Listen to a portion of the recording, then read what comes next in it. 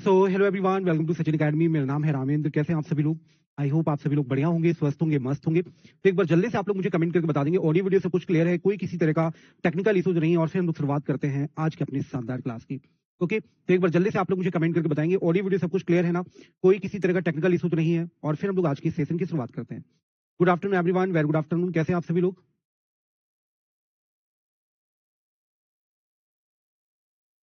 Good afternoon everyone. SST में number कम आ रहे हैं, क्या करें? पढ़ोगे नहीं तो नंबर तो कमाएंगे ही, ऑब्वियस सी बात है, नंबर कमाएंगे पढ़ोगे नहीं तो, है ना।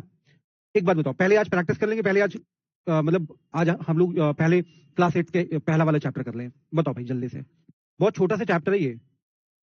ऑलरेडी जो हम लोगों ने यहाँ पर पढ़ा था अपना मतलब जो 6 का पहला वाला चैप्टर था, उसी को थोड़ा सा और यहाँ पर बताया गया। Chapter number 1, how, when and where. ठीक है, ये वाला चैप्टर हम लोग ऑलरेडी पढ़ चुके हैं। और कहाँ पर पढ़ चुके हैं ये वाला चैप्टर? तो ये वाला चैप्टर हम लोग पढ़ चुके हैं जब हम लोग यहाँ पर क्लास 6 की एनसीईआरटी कर रहे थे। ठीक है, क्लास 6 में सेम चैप्टर था ये। याद आ रहा है कि नहीं आ रहा है? क्लास 6 में भी सेम चैप्टर था। 3 बजे सचिन सर की क्लास है? नहीं नहीं, 3:30 बजे से है ना। सर की क्लास तो 3:30 बजे से है। ओके, छोटा सा चैप्टर, पहले इसको हम लोग कर लेते हैं। तो यहां पर दो बातें बताई गई इस चैप्टर के अंदर। 3 बजे की 3:30 बजे क्लास है? 3 बजे क्लास है समथिंग, 3:30 बजे क्लास है। 3:30 बजे की क्लास है ना।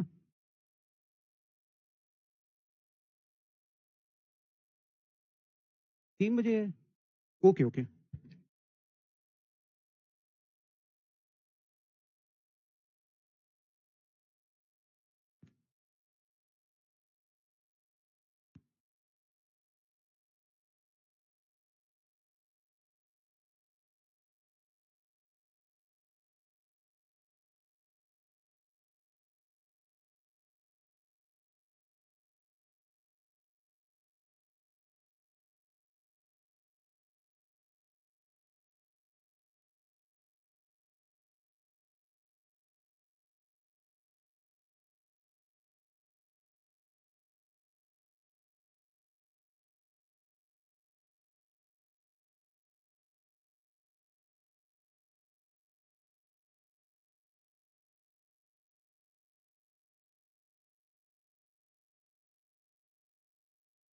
अच्छा, कुछ इंपॉर्टेंट न्यूज देने वाले हैं। Okay okay okay okay okay okay, ठीक है ठीक है। जब भी होगी आपको पता चल जाएगा। ओके, ठीक है। तो यहाँ पे बहुत छोटा सा चैप्टर है ये, हम लोग एक बार इसको कंप्लीट कर लेते हैं, फिर यहाँ पर हम लोग करेंगे प्रैक्टिस। ठीक है, इस चैप्टर में सबसे पहले यहाँ पर बताया गया है कि भारत के जो पहले गवर्नर जनरल थे उनका नाम था आपका वॉरेन हेस्टिंग्स। क्या नाम था? Warren Hastings.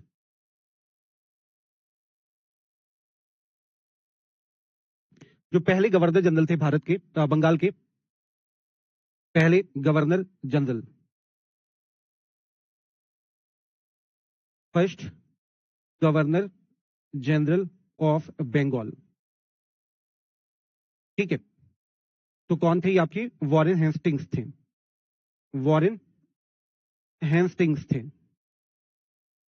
ठीक है, तो पहले गवर्नर जनरल कौन थे? Warren Hastings. तो यहाँ पे एक बात तो ये बताई गई है कि पहले गवर्नर जनरल आपके वॉरेन हेस्टिंग्स थे। ठीक है, इसी चैप्टर में फिर आगे बताया गया है कि जो आखिरी वायसराय थे उनका नाम था आपका लॉर्ड माउंटबेटन। अंतिम वायसराय जो थे उनका नाम था आपका, अंतिम वायसराय, लॉर्ड लास्ट वायसराय, उनका नाम था आपका माउंटबेटन। माउंटबेटन। ठीक है, ठीक है। एक तो यहाँ पर ये चीज बताई गई है इस चैप्टर के अंदर। ये वही पुराना वाला चैप्टर है जो हमने 6 क्लास के अंदर पढ़ा था ना, उतनी ही बातें यहाँ पर दी गई, कुछ आपकी नई बातें नहीं दे रखी। सिलेबस आपका इस वीक के अंदर कंप्लीट हो जाएगा, छोटे छोटे चैप्टर है, सारा कंप्लीट करा के फिर हम लोग करेंगे प्रैक्टिस। ठीक, 15 दिन हम लोग, 10-15 दिन जो भी हमारा टाइम बचेगा उसमें हम लोग प्रैक्टिस करेंगे। ठीक, तो यहाँ पर ये बताया गया कि एक आपके अर्थशास्त्री हैं जो आपके स्कॉटलैंड के हैं, इनका नाम है आपका जेम्स मिल। जेम्स मिल। ठीक है, और जो जेम्स मिल है, जो जेम्स मिल है, ये आपके स्कॉटलैंड के अर्थशास्त्री हैं। कहाँ के हैं? स्कॉटलैंड। और स्कॉटलैंड कहाँ पड़ता है? यूरोप में पड़ता है। ये आपका यूरोप में पड़ता है। यहाँ की ये अर्थशास्त्री हैं, अर्थशास्त्री हैं, इकोनॉमिस्ट हैं। ठीक है, तो ये आपके यहाँ पे इकोनॉमिस्ट है। इनके द्वारा जो एक बुक लिखी जाती है, उस बुक का नाम होता है हिस्ट्री ऑफ ब्रिटिश इंडिया। ठीक है, तो इनके द्वारा जो ये पुस्तक लिखी जाती है, जिसका नाम है British history of British India, इसके अंदर ये बताते हैं, इनकी बुक है, इनकी पुस्तक है history of British India, history of British India. ठीक है, ये क्वेश्चन एग्जाम में पूछा गया है। ठीक है,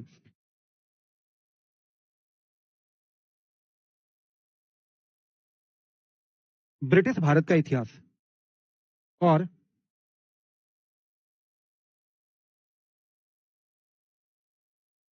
ठीक है, तो ये जो यहां पर इनके द्वारा ये पुस्तक लिखी गई हिस्ट्री ऑफ ब्रिटिश इंडिया के अंदर, इसके अंदर इन्होंने भारतीय इतिहास को 3 कालखंडों में डिवाइड किया है। मतलब कि इंडिया का जो हिस्ट्री है, इसे 3 पार्ट में यहां पर डिवाइड किया है। कौन कौन से यहां पर पार्ट में डिवाइड किया है?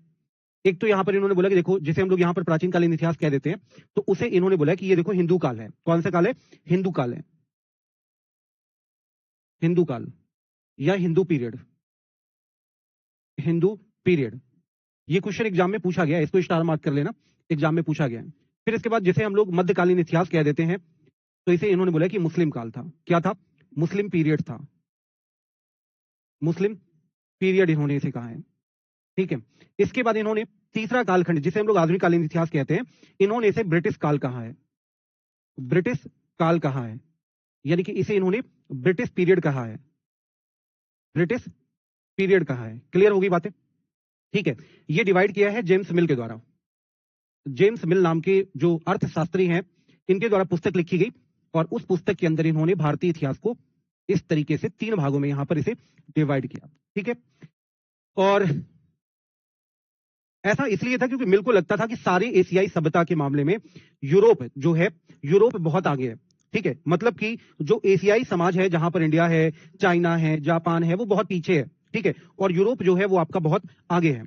ठीक है, तो इसलिए यहां पर ऐसा इसने यहां पर डिवाइड किया। ठीक, और दूसरी बात कि जब भारत में अंग्रेज आए, अंग्रेजों के आने के पहले भारत में मुगल शासन कर रहे थे, मुसलमान शासन कर रहे थे, और उसके पहले यहां पर हिंदू शासन कर रहे थे। ठीक, तो इसलिए यहां पर इन्होंने 3 भागों में डिवाइड किया। ठीक है, इसके अलावा यहां पर जो जेम्स मिल है, जेम्स मिल ने अपनी पुस्तक के अंदर बताया कि यहां पर सिर्फ और सिर्फ धार्मिक बैर चलता था, मतलब कि रिलीजियस एक तरीके से दुश्मनी चलती थी लोगों के बीच में। इसके अलावा भारत के अंदर जातिगत बंधन थे, कास्टिज्म बहुत ज्यादा था, अंधविश्वास बहुत ज्यादा था। ये सारी बातें यहां पर इन्होंने बताई है। ठीक है, और साथ ही साथ इन्होंने ये बात बताई कि देखो, भारत एक ऐसा देश है जहां पर धार्मिक बैर चलता है, जातिगत बंधन चलते हैं, अंधविश्वास चलता है, और अगर भारत को इन सारी चीजों से बाहर निकालना है, यानी भारत को अगर आधुनिक बनाना है, तो इसके लिए भारत में ब्रिटिश शासन बहुत ज्यादा इंपॉर्टेंट है। ठीक है, बिना ब्रिटिश शासन के भारत सभ्यता की राह पर नहीं चल सकता है, भारत जो है वो सिविलाइज्ड नहीं हो सकता है। ठीक है, इस तरह के इनके विचार थे जेम्स मिल के, और इन्होंने ये बात यहां पर कही है। ठीक है, ठीक, बस इतनी बातें यहां पे याद रखना है। ठीक, तो एक तो यहां पर छोटा सा चैप्टर है, एक तो यहां पर ये सारी बातें बताई गई है। फिर इसके बाद इसी चैप्टर के आगे यहां पर बताई गई है कि औपनिवेशिकता क्या होती है, कॉलोनी क्या होता है। औपनिवेशिकता या उपनिवेश, उपनिवेश, औपनिवेशिकता, सिकता। ठीक है, यानी कि कॉलोनी, कॉलोनिज्म। ठीक है, ये क्या होता है। ठीक है, तो इन्होंने इसके बारे में ये बताया है कि देखो, कहीं पर भी पूरे विश्व में 2 तरह के देश होते हैं।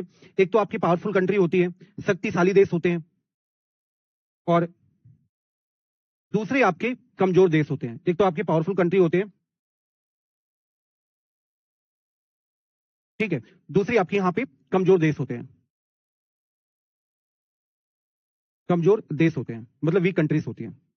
ठीक, और इन्होंने ये बात बताई कि जब भी कभी ऐसा होता है कि पावरफुल कंट्री कमजोर देश के ऊपर शासन स्थापित कर लेता है, अर्थात ये अपना यहां पर रूल करने लगते हैं, तो इस देश को, जो कमजोर देश होता है, उसे क्या बोला जाता है? इसे उपनिवेश बोला जाता है, उपनिवेश बोला जाता है, अर्थात कॉलोनी बोला जाता है। ठीक है, और ये किसका कॉलोनी कहलाता है? जो शक्तिशाली देश होते हैं। उदाहरण के तौर पे, उदाहरण के तौर पे अगर हम बात करते हैं, तो जैसे ब्रिटेन है। ठीक है, तो ब्रिटेन आपका शक्तिशाली देश था, इसने भारत को अपना उपनिवेश बनाया। ठीक है, तो भारत के ऊपर ब्रिटेन ने शासन किया इतने साल तक, तो ये क्या हो गया? भारत जो है वो ब्रिटेन का उपनिवेश हो गया। क्लियर होगी बातें? एक बार मैं मैम से पूछ लेता हूँ, सर की क्लास है क्या 3 बजे? क्योंकि फिर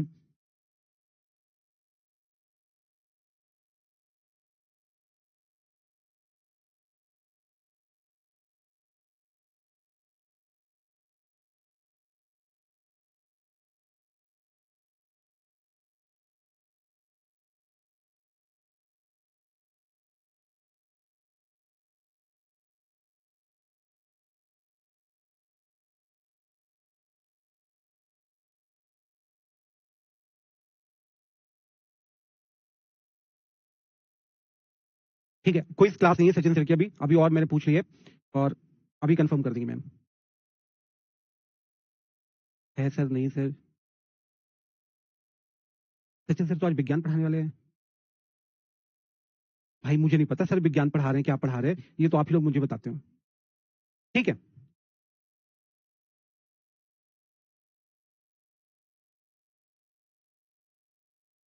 सर वायसराय और गवर्नर में अंतर क्या है? देखो वो सब चीजें हम बाद में पढ़ेंगे, गवर्नर वायसराय पे क्या अंतर है। जितना हमारे मतलब का उतनी चीज जान लो। ठीक है, हो गया चैप्टर, कंप्लीट हो गया, इतना ही यहाँ पर चैप्टर में दिया गया है। बाकी जो कहानी दे रखी है वो कहानी वही दे रखी है जो आपने 6 क्लास के एनसीईआरटी में पढ़ा था। ठीक है, इतनी चीजें हमें यहाँ पर पढ़नी थी इससे रिलेटेड। ठीक, अब बताओ अगले चैप्टर स्टार्ट करें या फिर हम लोग मतलब क्या बोलते हैं, हम लोग प्रैक्टिस करें?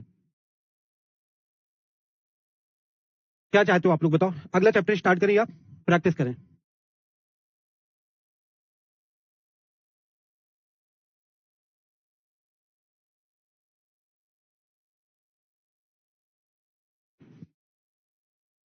तीन बजे कोई क्लास नहीं सर की, ठीक है, अनाउंसमेंट है छोटी सी 3 बजे।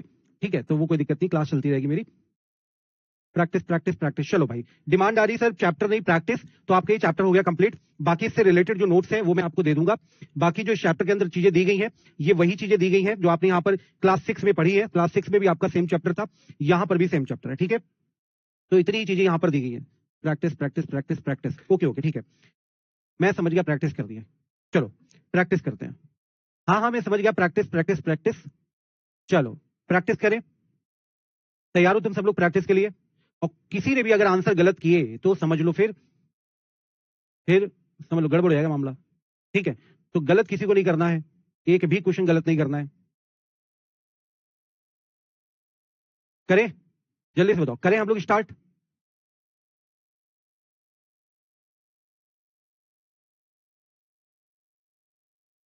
बोलो भाई करें? ओके चलो ठीक, इसका मैं आपको प्रॉपर नोट्स दे दूंगा तो आप लोग यहां पर इसको देख लेना। इस चैप्टर में जो समझाने लायक बातें थी वो इतनी ही बातें थी। चलो भाई प्रैक्टिस सेट पे चलते हैं, क्वेश्चन आपके सामने, आंसर बताओ भाई। A. Yes sir yes sir yes sir, अभी क्वेश्चन देख रही, आंसर पहले ही आ गए भाई। ए।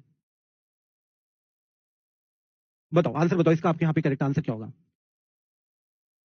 मैं स्क्रीन से लो हट जाता हूं।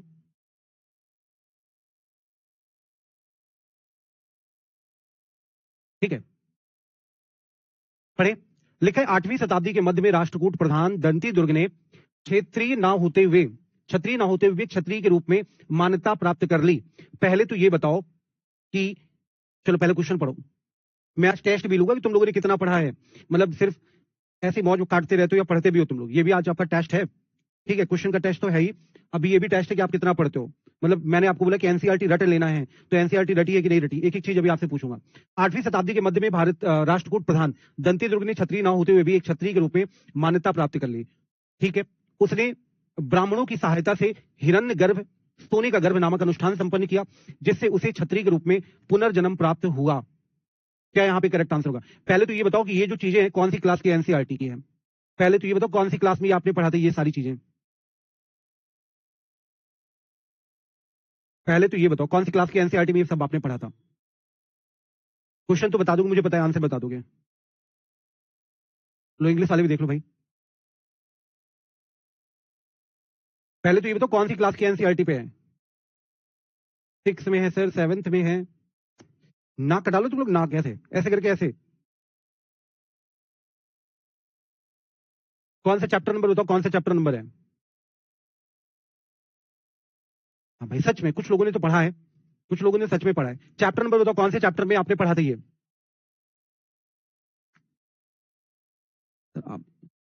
Thank you thank you thank you, क्या नाम है आपका? Anjali Dhawan, thank you Anjali. कौन सी क्लास, चैप्टर नंबर बताओ भाई, नाक कटवा लो। ठीक है, ये तो आपने सही बताया, ये आपका क्लास 7th का है और ये चैप्टर नंबर 2 का क्वेश्चन है। ठीक है, चैप्टर नंबर 2 के अंदर ये मैंने आपको पढ़ाया था। टीटीपी का यूज करिए, हाँ भाई कर लो टीटीपी का यूज।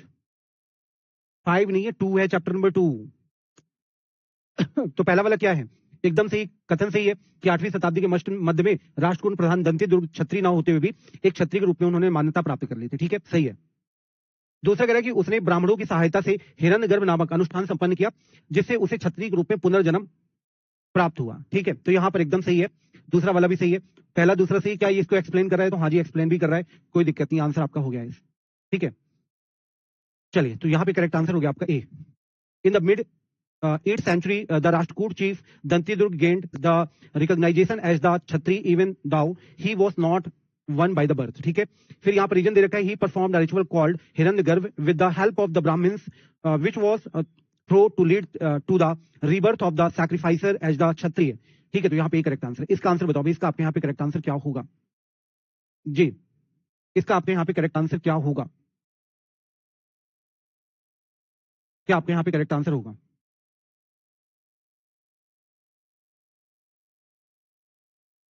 सर अरे इंग्लिश वाले भी बच्चे होते हैं ना, तो उनको तो इंग्लिश में पढ़ना पड़ेगा ना।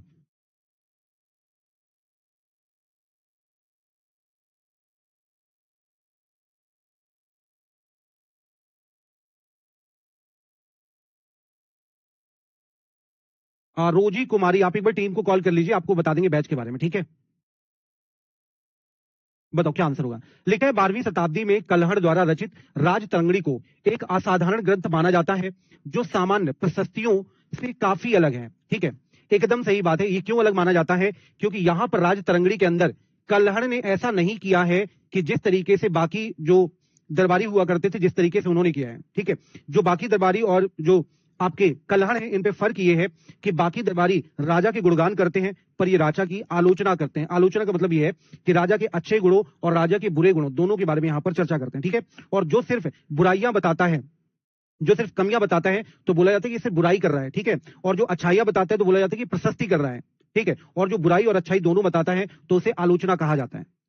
ठीक है, तो यहाँ पे पहला वाला जो है वो एकदम करेक्ट है, क्योंकि कल्हड़ ने राजतरंगिणी के अंदर ऐसा नहीं कि बाकी अन्य लोगों की तरफ सिर्फ और सिर्फ तारीफ करी हो, यहां पर राजा को एकदम मतलब खरी खोटी भी सुनाई इन्होंने। ठीक है, तो अगला लिखा है कि अन्य लेखकों के विपरीत कल्हड़ ने अक्सर शासकों और उनकी नीतियों के प्रति आलोचनात्मक रुख अपनाया तथा अपना वृत्तांत लिखने के लिए शिलालेखों, दस्तावेजों और प्रत्यक्ष दक्षी वर्णनों जैसे स्रोतों का उपयोग किया। मतलब कि जो भी कल्हड़ ने लिखा है उस पे बाद में उसने ये लिखा है कि ऐसा, जैसे मैं कभी भी आपको कोई बात बताता हूं ना, तो मैं कभी ऐसा नहीं बोलता कि ये मेरा सोच है या ये मेरा मन कर रहा है। ठीक है, अब चूंकि टीचर तो मैं भी हूं, तो ऐसा थोड़ी ना कि अगर मैं आपको पढ़ा रहा हूं तो मेरे पास कुछ भी नॉलेज नहीं होगा, मेरे पास अपनी कोई थॉट नहीं होगी। ठीक है, पर मोस्टली मेरी कोशिश यही रहती है कि मैं अपनी थॉट प्रेजेंट करने से बचूं। ठीक है, तो जब भी कोई मैं बात बोलता हूं तो मैं ये बात बोलता हूं कि ये बात उन्होंने बोली और वो सच में उनके द्वारा, मतलब किसी महान व्यक्ति के द्वारा कोई बात बोली गई होगी। ठीक है, जैसे मैंने आपको एक दिन बोला कि मनुष्य सामाजिक प्राणी है। अब कुछ लोगों की बात बहुत बुरी लगी, सर मतलब मैंने ये बात बोली कि मनुष्य जो है वो जानवर है। कुछ लोगों की बात बुरी लगी, तो मैंने कहा अरस्तु ने खुद बोला कि मनुष्य जो है वो सामाजिक प्राणी है। ठीक है, तो इसलिए मैं कोशिश ये करता हूं कि अपनी तरफ से कुछ भी ना बोलूं। इसी तरीके से इन्होंने जो भी बातें बोली है तो वो खुद से कभी नहीं बोली है, पर दोनों ट्रू लगा के, बिकॉज पता नहीं क्या कह रहा हूं। ठीक है, तो यहां पर इन्होंने जो भी चीजें लिखी तो प्रत्यक्षदर्शी दस्तावेज और शिलालेखों के आधार पर लिखी है, तो दूसरा वाला भी आपका करेक्ट है, तो आंसर हो जाएगा आपका। ठीक है, इंग्लिश वाले भी एक बार देख लीजिए। गोविंद कुमार, इस क्लास में तुम्हारी सबसे ज्यादा कमेंट आते हैं। ये कह रहा है कि सर आप सिर्फ लड़कियों की कमेंट पढ़ते हैं। हाँ हाँ, ये तो तुम सही कह रहे हो, बढ़िया इल्जाम लगा रहे हो। तो यहाँ पे करेक्ट आंसर हो जाएगा आपका। चलिए, इसका आंसर बताओ, इसका आंसर बताओ, इसका आपके यहाँ पे करेक्ट आंसर क्या होगा? अब जल्दी से बताओ, ये कौन सी क्लास की बुक का क्वेश्चन है, और साथ ही साथ चैप्टर नंबर भी बता देना, कौन से चैप्टर नंबर से क्वेश्चन है। ए सब एक साथ बता दो, है ना, सब के सब। ठीक है, अब देखो पहले तो बताओ कौन सी क्लास का है, कौन से चैप्टर का है। सब तो ये नहीं हो सकता है। अब देखो ये कह रहा है कि गुर्जर प्रतिहार, राष्ट्रकूट और पाल राजवंशों के बीच में लंबे समय तक चला संघर्ष इतिहास में त्रिपक्षीय संघर्ष के रूप में जाना जाता है। क्या ये बात यहाँ पे सही है? क्या एकदम सही है? क्यों सही है? क्योंकि आपको ये बात पता है कि भारत के अंदर ये वाला जो पार्ट है, जो गुजरात वाला पार्ट है, यहाँ पर कौन शासन कर रहे थे? गुर्जर प्रतिहार शासन कर रहे थे। इसके अलावा जो दक्षिण वाला भाग है, यहां पर आपके राष्ट्रकूट शासन कर रहे थे। ठीक है, इसके अलावा ये वाला जो बंगाल वाला पार्ट है, यहाँ पे आपके पालवन शासन कर रहे थे, और इन तीनों के बीच में लड़ाई हो रही थी नॉर्थ इंडिया को लेकर के। ठीक है, इसीलिए इसे त्रिपक्षीय संघर्ष या टाइपिट स्ट्रगल भी कहा जाता है। तो पहला वाला क्या हो गया? सही हो गया है। ठीक है, अब दूसरा वाला देख लेते हैं। दूसरा वाला यहाँ पे क्या कहता है? दूसरा वाला यहाँ पे कहता है कि दूसरा वाला यहाँ पे कहता है कि ये तीनों राजवंश कावेरी नदी डेल्टा पर नियंत्रण स्थापित करना चाहते थे, जो उस समय सबसे उपजाऊ कृषि थी। क्या ये बात यहाँ पे सही है? नहीं सही है। क्यों नहीं सही है? क्योंकि ये तीनों कावेरी नदी पर नहीं बल्कि कन्नौज पे ये लोग अपना कब्जा स्थापित करना चाह रहे थे। नॉर्थ इंडिया पे एक जगह पड़ती है कानपुर के पास में कन्नौज, और उस समय जो कन्नौज हुआ करती थी वो उत्तर भारत की राजधानी हुआ करती थी। That was the capital of the north India. और ये सारे के सारे लोग अपना उत्तर भारत पे नियंत्रण स्थापित करना चाह रहे थे, इसीलिए लोग आपस में लड़ाई कर रहे थे, ना कि कावेरी नदी डेल्टा के लिए। तो यहाँ पे दूसरा वाला कारण क्या हो गया? गलत हो गया है। अगर कारण गलत हो गया तो आंसर आपका क्या हो जाएगा? आंसर हो जाएगा आपका सी फॉर बिल्ली। ठीक है, चलिए इंग्लिश में सेम बातें यहां पर लिखी है, इसका आंसर बताओ भाई, इसका आपके यहाँ पे करेक्ट आंसर क्या रहने वाला है? जल्दी से बताओ, क्या आपके यहाँ पे करेक्ट आंसर रहने वाला है? जी जी, 3 का बी। बी जो लोग बता रहे हैं ना, मतलब समझ लो फिर क्लास 6 की एनसीईआरटी का है। ये बताओ भाई, ये कौन सी एनसीईआरटी का है? क्लास भी बता दो कौन सी क्लास की एनसीईआरटी का है, और चैप्टर बता दोगे तो क्या बात हो जाएगी।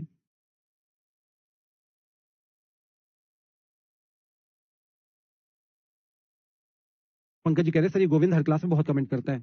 हाँ, मेरी क्लास में भी बहुत करता है कमेंट। बताओ इसका आंसर बताओ।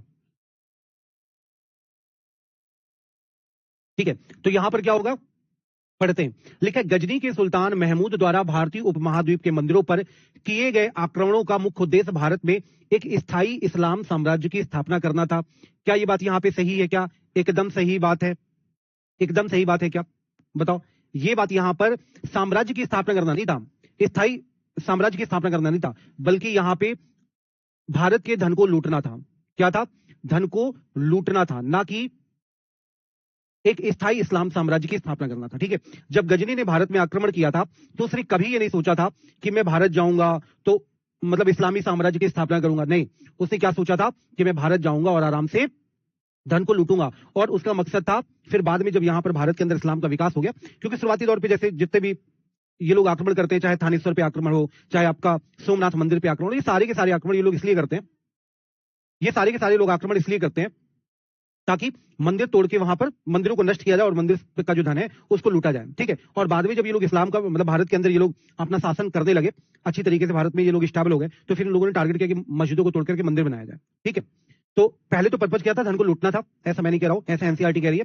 आप लोग पढ़ लेना क्लास 7 की एनसीईआरटी। ठीक है, सीधे सीधे शब्दों में लिखा है। कल को तुम लोग ब्लेम करो, रामेन सर आपने ऐसा बोला था कि भारत में जो मुस्लिम आक्रमण हुए उनका उद्देश्य अपने धर्म का प्रचार प्रसार करना था और मंदिरों को मतलब बर्बाद करना था। मैंने कह रहा हूं एनसीईआरटी कह रही है, सीधी सी बात है, मेरे ऊपर कोई ब्लेम नहीं। ठीक है, एनसीईआरटी में सीधे सीधे यहां पर लिखा है कि भारत में जो मुस्लिम आक्रमण हुए शुरुआती तौर पे वो मुस्लिम आक्रमण धन को लूटने के लिए हुए, और सारा का सारा भारत का धन जो था वो मंदिरों पर होता था, इसलिए इन्होंने मंदिरों पर आक्रमण किए। फिर इसके बाद इसी एनसीईआरटी में लिखा है कि जब ये लोग यहाँ पर मंदिरों का विकास करने लगे, इन्होंने देखा भारत में इतनी संपत्ति है, भारत में शासन करने लगे, और शासन करते करते इनके दिमाग में ये ख्याल आया कि हम तो गाजी हैं। गाजी का मतलब होता है धर्म योद्धा। तो हमारा उद्देश्य क्या होना चाहिए? धर्म का प्रचार प्रसार करना होना चाहिए, है ना। हम सच्चे मुसलमान हैं तो हमारा कर्तव्य क्या है? धर्म का प्रचार प्रसार करना। और धर्म का प्रचार प्रसार कैसे होगा? जब मंदिर तोड़ के मस्जिद बनाओगे। ऐसा स्पष्ट शब्दों में एनसीईआरटी में लिखा है। ठीक है, तो इसलिए जो भी बातें आपको बोल रही हूँ भला बुरा, तो एनसीईआरटी को बोलना मेरा इस पे कोई कसूर नहीं है, मैं बेगुनाह हूं, मुझे माफ करना।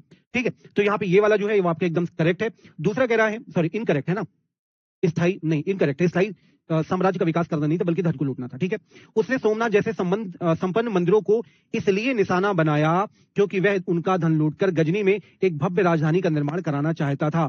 एकदम सही बात है।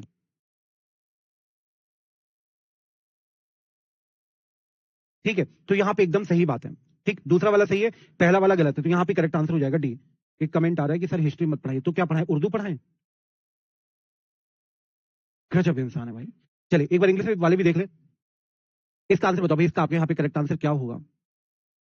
D D D D. मतलब तुम लोग भी ना एकदम जैसे मैंने आंसर बताया तुरंत आंसर बदल देते हो तुम लोग। अपना भी कुछ रखा करो, आंसर आंसर कॉपी पेस्ट मत किया करो। रामेन सर ने अब डी बता दिया तो अब डी ही बताना है।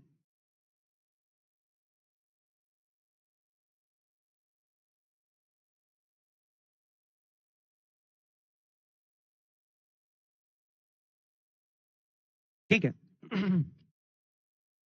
चलिए बताइए इसका आपके यहाँ पे करेक्ट आंसर क्या होगा? पहले आप लोग पढ़ लीजिए, फिर मैं पढ़ के फिर बताऊंगा। सर आप बहुत अच्छे से डर दिखाती। अरे मैं मतलब क्यों किसी से दुश्मनी मोल लूं? रास्ते में कहीं जाता हूं तो लोग चाकू घोप दो, कहीं रास्ते में मिल जाऊं तो मैं क्यों आप लोगों से दुश्मनी मोल लूं? मैं क्यों ऐसी बात बोलूं जो आपको बुरी लगे, है ना। वैसे भी आजकल तुम लोग देख रहे होगे टीचर का मर्डर, तो भाई खौफ बना रखा है बच्चों ने आजकल स्टूडेंट्स के ऊपर। वो पुराने जमाने के टीचर अलग हुआ करते थे, जो सम्मान हुआ करता था, आज तो खौफ है तुम लोगों का टीचर्स के अंदर। खैर मेरे ऊपर तो कोई खौफ नहीं है, क्योंकि मैं कहाँ रहता हूँ, क्या करता हूँ, आपको पता ही नहीं है। मैं तो ऑनलाइन आपको पढ़ाता हूँ, डरे वो लोग जो ऑफलाइन पढ़ाते हैं, मैं थोड़ी ना ऑफलाइन पढ़ाता हूँ। खैर come to the point, question करते हैं हम लोग। क्वेश्चन लिखा है कि चोल शासकों द्वारा बनवाया गया तंजावुर और गंगईकोंड चोलपुरम के बड़े मंदिर केवल पूजा के स्थान नहीं थे, बल्कि वे बस्तियों के केंद्र भी बन गए थे। क्या ये बात यहाँ पे सही लिखी है क्या? क्वेश्चन नंबर 5 का आंसर। अरे रुक तो पहले पढ़ने तो दो भाई। ठीक है, देखो साथियों, क्या होता है कि जहां कहीं भी मंदिर का विकास होगा, मंदिर के आसपास 2-4 दुकानें लग जाएंगी, और जब मंदिर के आसपास 2-4 दुकानें लग जाएंगी तो उसकी वजह से वहां के वो जो लोग होंगे वो आसपास ही अपना घर बना लेंगे। ठीक है, और जब यहाँ पर आसपास ये लोग घर बना लेंगे तो धीरे धीरे, पहले वो आपका वहां पर मंदिर था, यानी मंदिर नगर विकसित होगा। मंदिर नगर विकसित होने के बाद धीरे धीरे वो आपका एक तरीके से व्यवसायिक नगर पे भी कन्वर्ट हो सकता है। मंदिर नगर और व्यवसायिक नगर दोनों हो सकता है, क्योंकि आपको मैंने क्लास के अंदर क्या पढ़ाया था, मैंने आपको बताया था कि अगर किसी जगह पर एक मंदिर है, मान लो किसी जगह पर एक मंदिर है, तो फिर क्या होगा, मंदिरों को लोग दान देंगे। मंदिरों को खासतौर पर दो लोग दान देते थे, एक तो राजा वर्ग दान देता था, राजा जो लोगों से टैक्स लेता था वो सारा का सारा पैसा मंदिरों पर खर्च कर देता था, जो भी राजा को टैक्स मिला वो सारा मंदिर को दान दे दिया। ठीक है, दूसरी बात, जो मतलब जो वाणिज्यिक लोग थे, जो लोग व्यापारी लोग थे, वो लोग अपना पैसा मंदिरों पे खर्च करते थे। ठीक है, इसके अलावा अगर ये यहाँ पे मंदिरों के लिए गिफ्ट कर रहे हैं, व्यापारी वर्ग गिफ्ट कर रहा है, तो आम आदमी सोचेगा कि हम भी कुछ करें, पर आम आदमी के पास कुछ है नहीं, है ना, आम आदमी के पास कुछ है नहीं, आम आदमी के पास पुश्तैनी जमीन है। ठीक है, तो अब इस मंदिर के आसपास की ये जो जमीन है, ये किसकी है, किसी आम आदमी की है या किसी जमींदार की है, तो ये लोग क्या करेंगे, ये लोग यहां पर इनको दे देंगे। ठीक है, कि लो भाई अपनी, तुमको हम दान देते हैं। ठीक है, अब इस तरीके से आप देखो कि मंदिर के आसपास आपके बहुत सारे एरिया हो गया। ठीक है, अब जब मंदिर के आसपास आपका बहुत सारा, आपने देखा होगा कई बार कि कितने लोग यहाँ पे गांव से बिलोंग करते हैं, कितने लोग गांव से बिलोंग करते हैं? आपने देखा होगा गांव में कि जहां कहीं भी मंदिर बना हुआ है तो मंदिर के आसपास के जो खेत है ना, वो जिसके भी खेत होते हैं तो एक आध एकड़ खेत वो मंदिर को दान दे देते हैं कि हमने अपनी 1 एकड़ जमीन मंदिर को दान दे दी है। ठीक है, फिर उस दिए गए जमीन पर क्या होता है, मेला लगता है वहां पर, फिर और बाकी अन्य क्रियाकलाप होते हैं, वो जमीन एक तरीके से मंदिर की हो जाती है। ठीक है, ऐसे ही होता है। अब साथियों यहाँ पर और मंदिर बन जाएंगे, आसपास और मंदिर बन जाएंगे, यहाँ पर भी मंदिर बन गया, दुकानें और ज्यादा लगने लगी। अब जब दुकानें और ज्यादा लगने लगी तो इनका व्यापार बढ़ा, इनका व्यापार बढ़ा। इस तरीके से यहाँ पर ये आपका, इनसे रोजगार चलता है ना, इस तरीके से होता है। चलिए, तो यहाँ पे पहला वाला आपके यहाँ पे सही है। दूसरा कह रहा है शासकों और अन्य लोगों द्वारा इन मंदिरों को भूमि दान में दी गई, जिसकी उपज से मंदिर के काम करने वाले पुरोहित, मालाकारों जो माला बनाते थे, रसोईया, संगीतकारों और नर्तकों का निर्वाह होता था। तो ये वाला दूसरा वाला भी सही है। तो पहला भी सही है, दूसरा भी सही है, दोनों के दोनों यहाँ पर सही है। तो आंसर क्या होगा, ए आपके यहाँ पर करेक्ट आंसर होगा कि दोनों सही है, और ये प्रॉपर आपके व्याख्या भी कर रहे हैं। ठीक है, इंग्लिश में भी सेम लिखा हुआ है। ठीक, चलिए इसका आंसर बताओ, इसका आपके यहाँ पे करेक्ट आंसर क्या होगा, बताइए भाई, इसका आपके यहाँ पे करेक्ट आंसर क्या होगा?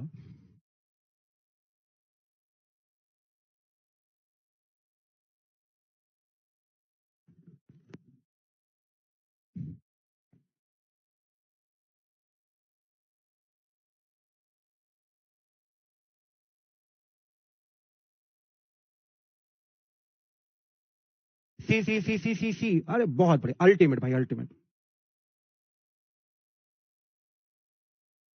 ठीक है, चलो, तो यहां पर लिखा हुआ है कि चोल काल की कांस्य प्रतिमाएं विश्व की सबसे उत्कृष्ट कांस्य प्रतिमाओं में गिनी जाती हैं। क्या ये बात यहां पे सही है? बिल्कुल सही बात है कि चोल काल के अंदर जो भी आपकी प्रतिमाएं बनाई गई वो विश्व की सबसे एक्सीलेंट प्रतिमाओं में गिनी जाती हैं। एकदम सही है। ठीक है, दूसरा कह रहा है कि चोल काल प्रतिमाएं विशेष रूप से केवल देवताओं की ही बनाई गई थी, भक्तों की नहीं। ठीक है, क्या ये बात यहां पर सही है क्या? तो ये बात यहां पे गलत है। क्यों गलत है? क्योंकि यहां पर केवल देवताओं की नहीं बल्कि भक्तों की भी यहां पर प्रतिमाएं बनाई गई, अर्थात यहां पे दूसरा वाला गलत है। तो आंसर हो जाएगा आपका सी।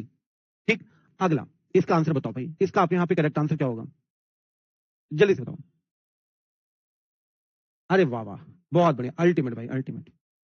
इसका आंसर बताओ भाई, इसका आपके यहां पे करेक्ट आंसर क्या होगा?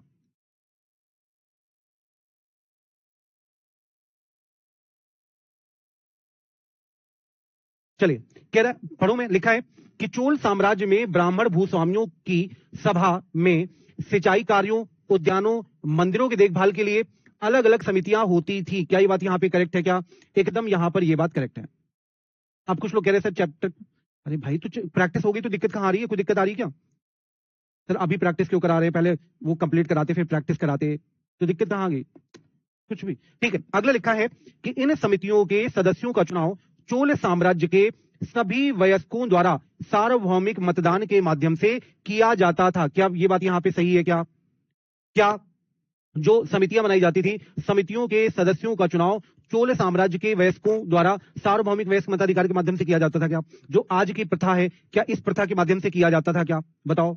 और मुझे पक्का यकीन है कि आप में से 98% लोग इस आंसर का जवाब गलत देंगे। ठीक है, लो, मुझे पता था भाई तुम लोग, तुम्हारे बस की ना है, तुम्हारे बस का नहीं है सवाल। ठीक है, पहली चीज तो ये समझ लो कि यहां पर जो चुनाव होता था वो आपका सार्वभौमिक वयस्क मताधिकार के माध्यम से नहीं होता था, तो ये यहां पे गलत हो गया है। कैसे होता था? तो यहां पे प्रॉपर लॉटरी सिस्टम होती थी।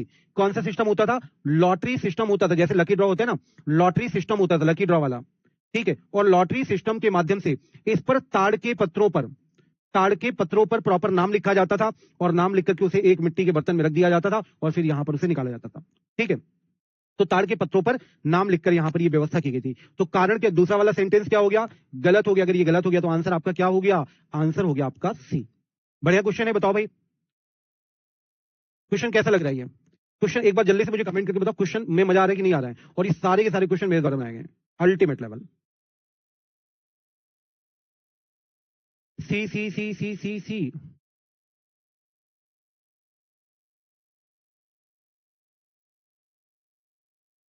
सर मेरा सही है, मेरा सही है, मेरा सही है, मेरा सही है, सबका सही है। बढ़िया लग रहा है क्वेश्चन? हाँ, कुछ लोग कह रहे हैं सर इजी लग रहे हैं। हाँ मुझे पता है इजी लग रहे हैं, गलत कर रहे हो ऊपर से और कह रहे हो इजी लग रहे हैं। बताओ इसका आंसर बताओ फटाफट से, क्या यहाँ पे करेक्ट आंसर होगा? है ना, अच्छा क्वेश्चन है। चलो इसका आंसर बताओ, पढ़ो मैं। 7वीं शताब्दी के आते आते राजाओं ने बड़े भूस्वामियों या योद्धा सरदारों को अपने सामंत के रूप में मान्यता देना शुरू कर दिया था। एकदम सही बात है कि जो भी यहाँ पे मतलब बड़े बड़े भूस्वामी होते थे, योद्धा होते थे, राजा उनको अपना सामंत के तौर पर मान्यता दे देते थे। ठीक है, तो ये वाली बात यहाँ पे सही है। ठीक है, अब दूसरा सेंटेंस यहाँ पे कह रहा है कि जब सामंतों के पास अधिक सत्ता और संपत्ति आ जाती थी तो वे खुद को महासामंत या महामंडलेश्वर घोषित कर देते थे और कभी कभी अपने भूस्वामियों से स्वतंत्र हो जाते थे। एकदम सही बात है, ये वाली भी बात आपने यहाँ पे पढ़ी है, मैंने क्लास के अंदर ये बात आपको पढ़ाई है। तो यहाँ पे दोनों सही है, पहला वाला भी सही है, दूसरा वाला भी सही है। ठीक है, पर सवाल ये कि क्या दूसरा वाला ए वाले को सपोर्ट कर रहा है? क्या कहीं भी नहीं कर रहा है। ठीक है, तो सपोर्ट नहीं कर रहा है इसका, इसलिए इसका आंसर क्या होगा? बी। अगर ये यहां पर ऐसा लिखा होता कि राजाओं ने बड़े भूस्वामियों को अपने सामंत के रूप में मान्यता दे दी और इसके इसी से रिलेटेड कुछ लिखा होता, तो फिर आप आंसर यहां पे बी कर सकते थे। ठीक है, पर यहां पे आंसर बी नहीं होगा, यहां पे आंसर सॉरी तब यहां पे कर सकते थे, इसलिए यहां पे आंसर होगा बी। ठीक है, चलो इसका आंसर बताओ भाई, इसका आपके यहां पे करेक्ट आंसर क्या होगा? जल्दी से बताओ, क्या यहां पे करेक्ट आंसर होगा? ठीक, पढ़े। लिखा है कि चोल शिलालेखों में विभिन्न प्रकार के करों के लिए 400 से अधिक शब्द मिलते हैं। सही है। वेट्टी एक ऐसा कर था जिसे नगद के रूप में नहीं बल्कि जबरन श्रम के रूप में वसूला जाता था। बताया क्लास के अंदर कि नहीं बताया? बिल्कुल बताया। ठीक है, तो ये तो सही है, पहला वाला भी सही है। अगला करें कदमाई, ये क्या था? कदमाई का अर्थ था भू राजस्व। क्या ये बात यहां पे सही है? तो ये भी सही है, तीनों के तीनों सही आंसर हो गया आपका डी। सिंपल। लो भाई सी वाले, अरे सी वाले, इसका आंसर बताओ, इसका आपने यहाँ पे करेक्ट आंसर क्या होगा? एक काम करो, ऐसे सवाल भी गलत कर रहे हो, एक काम करो, ऐसे एक मुट्ठ ऐसे कर लो, चुल्लू चुल्लू बोलते हैं इसको, है, इस पे भर लो पानी। ठीक, ये पानी में पी लेता हूँ, इस पे भर लो पानी, फिर ऐसे नाक डुबो लो इस पे। मतलब ये क्वेश्चन भी गलत कर रहे हो तुम लोग। बताओ इसका आंसर बताओ। नए राजवंशों के उदय के संदर्भ में निम्नलिखित कथनों पर विचार कीजिए। क्या यहाँ पे करेक्ट आंसर होगा इस क्वेश्चन का? बता दोगे? अभी कह रहा है कि कदम्ब मयूर शर्मन और गुर्जर प्रतिहार हरिश्चंद्र दोनों जन्म से ब्राह्मण थे। क्या ये बात यहाँ पे सही था? हरिश्चंद्र और ये आपके कदम्ब मयूर शर्मन ये ब्राह्मण थे? हाँ जी बिल्कुल थे। ठीक है, उन्होंने अपने पारंपरिक व्यवसायों को छोड़कर हथियार उठा लिए थे। क्या ये बात यहाँ पे करेक्ट है? क्या तो ये वाली भी बात करेक्ट है। अगला है कि उन्होंने क्रमशः कर्नाटक और राजस्थान में अपने राज्य सफलतापूर्वक स्थापित किए थे। क्या ये बात यहाँ पे करेक्ट है? ठीक है, तो ये तीनों यहाँ पे करेक्ट है। ठीक है, तीनों के तीनों यहाँ पे करेक्ट है, तो आंसर आपका हो जाएगा डी। इसका आंसर बताओ भाई, इसका आपके यहाँ पे करेक्ट आंसर क्या होगा? जल्दी से बताओ।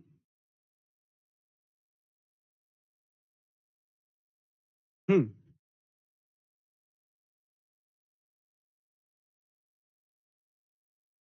क्या यहाँ पे करेक्ट होगा? बता दोगे? चलो लिखा है प्रशस्तियों में दिए गए विवरण हमेशा पूरी तरह से सत्य और शाब्दिक होते थे। पहली चीज तो जरूरी नहीं कि प्रशस्तियों में जो चीज लिखी हो वो 100% सत्य हो, ठीक है, वो भ्रामक भी हो सकती है, गलत भी हो सकती है, तो ऐसा जरूरी नहीं है, ठीक है। इंसान ने तो लिखा, चाटुकारिता के लिए लोग लिख देते हैं। आपको पता है कि भाई बहुत सारे ऐसे इतिहासकार हैं कि राजाओं के लिए, मतलब राजाओं के लिए कुछ भी लिख दिया कि राजा हमारा इतना महान था कि वो शब्द वेदी बाण लिखता था, ठीक है। चंद्रबरदाई ने पृथ्वी राजरासों पे लिखा है, गजब लेवल का फेंक रहा था इंसान वो, ठीक है। तो एक्चुअली उसका सबसे बड़ा प्रॉब्लम ये था कि जितने भी दरबारी होते थे वो सारे के सारे दरबारी उस समय सोने की सर्फियां चला करती थी, ठीक। और जैसे ही राजा की तारीफ में कुछ बोला, क्या बात है, हमारे राजा जी ऐसा बाण मारते हैं कि जिसका नाम ले ले सीधे बाण उसी के दिल पे लगता है, ऐसी बातें बोलते थे जो दरबारी होते राजा को। और तारीफ सुनना किसको अच्छी नहीं लगती है, राजा को बड़ी पसंद थी तारीफ सुनना, और राजा को तारीफ सुनना बड़ी पसंद थी, और राजा ऐसे हो जाता था खुश, और अपने दरबार से बगल में वो बोरी पे सर्फियां रखी रहती थी सोने की, उछाल देता था ऐसे, है ना। ये सारी चीजें पहले के समय में चलती थी। तो यहाँ पे जरूरी नहीं कि प्रशस्तियों में जो लिखा हो वो सही लिखा हो, गलत है, ठीक है। इनकी रचना विद्वान ब्राह्मणों द्वारा की जाती थी जो अक्सर प्रशासन में मदद करते थे, एकदम सही बात है। प्रशस्तियां केवल वही लोग लिखते थे जो विद्वान होते थे या ब्राह्मण वर्ग के होते थे। राजा अक्सर ब्राह्मणों को भूमि अनुदान से पुरस्कृत करते थे, जिसे ताम्र पत्रों पर दर्ज किया जाता था। ये भी आपका करेक्ट है, तो आंसर आपका हो जाएगा बी, ठीक है। चलिए इसका आंसर बताओ भाई, यहाँ पे इसका करेक्ट आंसर आपका क्या रहने वाला है। सर सचिन सर लाइव है, ओके, बताओ इसका आपके यहाँ पे करेक्ट आंसर क्या रहने वाला है।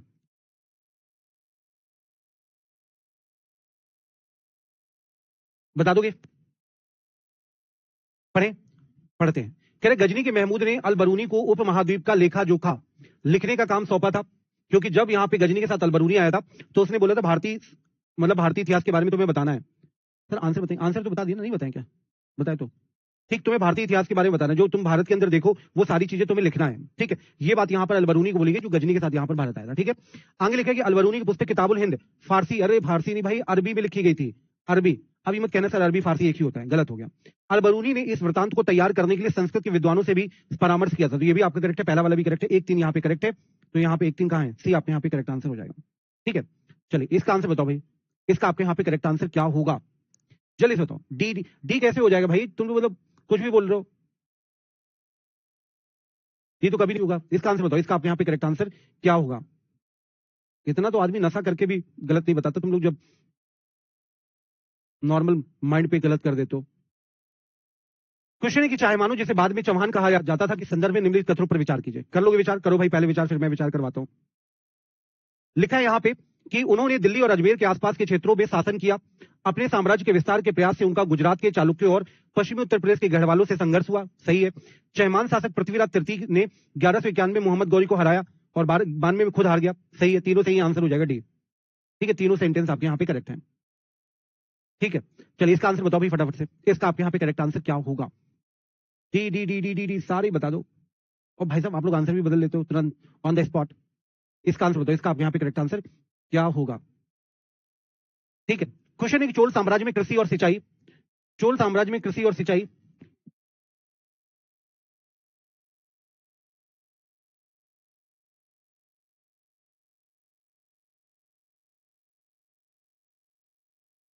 बताओ भाई इसका आपके यहाँ पे करेक्ट आंसर क्या होगा, चलिए बताओ। लिखा है यहाँ पे कि तमिलनाडु के कई हिस्सों में 5वीं और 6वीं शताब्दी में ही कृषि का बेड़े पैमाने का विकास हो गया था, कई बात यहाँ पे सही है क्या, एकदम सही बात है, ठीक है। दूसरा लिखा है कावेरी नदी की शाखा उपजाऊ मिट्टी जमा करती है, जो विशेष रूप से चावल की खेती के लिए आवश्यक नमी प्रदान करती है, एकदम सही बात है। वो दलदली भूमि ना, मार्सी लैंड है, तो वहां पे चावल हो गया, गन्ना हो गया, गन्ना तो नहीं हो सकता क्योंकि काली मिट्टी नहीं है वहां पे, ठीक है। तो ये आपका ये वाला भी सही हो गया। डेल्टा क्षेत्र में बाढ़ को रोकने के लिए प्रॉपर तटबंध बनाए गए थे, तो ये भी आपका करेक्ट है, तीनों करेक्ट है, आंसर हो गया आपका डी। लास्ट क्वेश्चन आज के सेशन का, बताइए भाई इसका आपके यहाँ पे करेक्ट आंसर क्या होगा। आज के सेशन का लास्ट क्वेश्चन है, हमने 15 क्वेश्चन कर लिए, एक चैप्टर यहाँ पे कंप्लीट कर लिया है, और अब हम लोग यहाँ पे अगली क्लास में मिलेंगे और इसके आगे की बात करेंगे, ठीक है। लिखा है कि उत्तर मेरूर अभिलेख के अनुसार सभा की समितियों का सदस्य बनने के लिए आवश्यक योग्यताओं के संदर्भ में निम्नलिखित कथनों पर आपको विचार करना है। उन्हें उस भूमि का स्वामी होना चाहिए जहां भूराजस्व वसूला जाता है, क्या ये बात यहाँ पे सही है क्या, सही है। उनकी आयु 35 से 70 साल के बीच होनी चाहिए, ये भी सही है। उनको वेद का ज्ञान होना आवश्यक नहीं है, नहीं नहीं वेदों का ज्ञान होना तो बहुत जरूरी है, ठीक है। केवल प्रशासनिक कौशल आवश्यक है, नहीं नहीं वेदों का ज्ञान होना बहुत ज्यादा जरूरी है। तो यहाँ पे जो तीसरा वाला है ये आपके यहाँ पे गलत है, तीसरा गलत है, पहला दूसरा सही, आंसर ले लो ए, ए आपके यहाँ पे इसका करेक्ट आंसर होगा, ठीक। इंग्लिश पे ये लिखा है। इस तरीके से आज हमने 15 क्वेश्चन कर लिए हैं, एक चैप्टर आपका कंप्लीट कर लिया है। अगली क्लास में हम लोग फिर मिलेंगे और बात करेंगे इसके आगे की, ओके। कोई सवाल कोई डाउट है फटाफट से पूछ लीजिए, अदरवाइज फिर हम लोग यहाँ पे आज के सेशन को ओवर करते हैं। कुछ पूछना है किसी को, जल्दी से बताओ, नहीं पूछ रहे, ओके ठीक है, thank you so much everyone for joining the session. हम लोग कल तो 15 अगस्त से कल सर की मैराथन होने वाली है, बहुत ही शानदार मैराथन होगी और उस पर सर आपको कुछ गिफ्ट भी देने वाले हैं। क्या गिफ्ट देने वाले वो तो रात में आपको पता चलेगा। ठीक, तो आप सभी लोग कल रात 8 बजे जो सर की मैराथन है उस पर आपको, मतलब अभी तक हम लोग मैराथन में क्या करते थे, सिर्फ क्वेश्चन कराते थे, कल आपको कंटेंट भी दिया जाएगा और एनरिच्ड कंटेंट दिया जाएगा कि वही एग्जाम में आएगा। ठीक है, तो अंतिम समय शानदार तैयारी करिए। कल रात 8 बजे की सचिन सर की मैराथन जरूर जुड़े और मेरी बारी आएगी 20 तारीख को, डेट नोट कर लो, 20 तारीख को, 20 अगस्त को फिर मेरी क्लास होगी।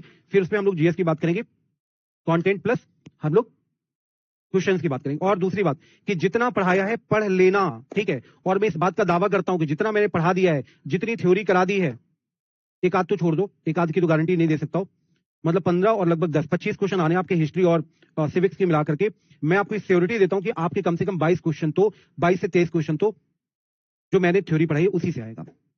ठीक है, क्योंकि ऑब्वियस बात है मैंने 6, 7, 8 में कुछ छोड़ा ही नहीं है जो हो। और पूरी जहां जिसके भी आप ऑफलाइन जहां पर भी आप विश्वास करते हो कि ऑफलाइन का बहुत बढ़िया टीचर है, बहुत अच्छा पढ़ाते हैं, ऑनलाइन के बहुत अच्छे टीचर हैं, किसी के भी नोट्स देख लेना। और अगर एक शख्स ने इतनी डिटेल के साथ आपको पढ़ाया हो, ठीक है, जितना मैंने आपको पढ़ाया है, ठीक है, तो आप बता देना, गारंटीड। डाउट सेक्शन में आप कमेंट करके बता देना कि मैं, मतलब ये बस सोच रहा हूँ कि और कॉन्फिडेंस होकर बोल रहा हूँ, मुझे पता है, क्योंकि ऑब्वियसली बात है मैं पढ़ा रहा हूं तो मुझे पता रहता है कि कौन क्या पढ़ा रहा है। तुम यकीन नहीं मानो, कम से कम 10-5 लोगों के जो कोर्स है ना वो मेरे पास है। ठीक, और मुझे ये पता है कि वो क्या पढ़ा रहे हैं, क्या दे रहे हैं एप्लीकेशन के अंदर। ऑफलाइन में कम से कम 4-6 लोगों के नोट्स जो बहुत फेमस हैं उनके नोट्स होंगे, तो इसलिए मुझे पता है कि मैं आपको क्या दे रहा हूं, बाकी लोग आपको क्या दे रहे हैं, और आप खुद भी इस बात को समझते हैं। ठीक है, आप मेरे नोट्स उठाना, बाकी और लोगों के नोट्स उठाना, मेरा कंटेंट देखना, बाकी और लोगों का कंटेंट देखना। एक एक चीज मैंने आपको एनसीईआरटी से पढ़ाई है और जो एग्जाम में आता है उसके ऊपर स्टार मार्क भी लगवाया कि एग्जाम में पूछा ही जाएगा। ठीक है, so thank you so much everyone for joining the session. मिलेंगे कल, तो आपकी छुट्टी है, कल एप्लीकेशन कोई क्लास नहीं होगी, कल आपकी मैराथन होगी सचिन सर की रात 8 बजे। बाकी संडे को हमारी क्लास होगी, संडे को हम लोग मिलेंगे, संडे को भी क्लास होगी। ठीक है, संडे को हम लोग मिलेंगे। Okay, thank you so much everyone for joining the session और मिलते हैं संडे को कल marathon. Thank you so much everyone.